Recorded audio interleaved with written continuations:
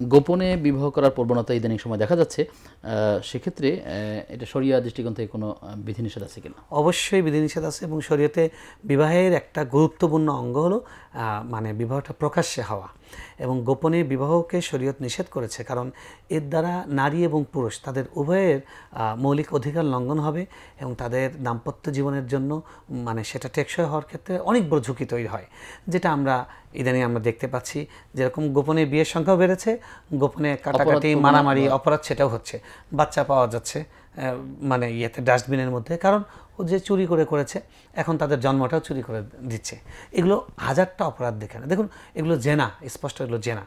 যদি বিবাহের দুইটি রোকন আছে, তিনটি রোকন, একটা হলো সাক্ষী থাকতে হবে, ইজাব কবুল হতে হবে, আর মহারানা নির্ধারণ করতে হবে।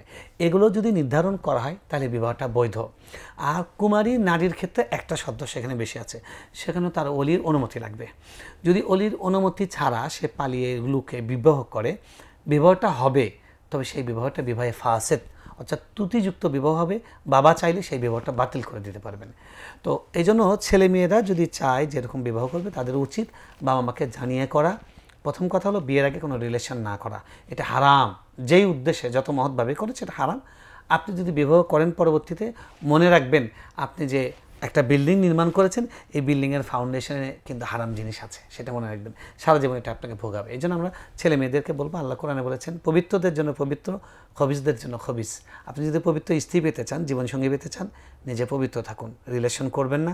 রিলেশন করবেন ম্যারেজের পরে, জি, ভালোবাসা হবে বিবাহের। চমৎকার কথা বলেছেন।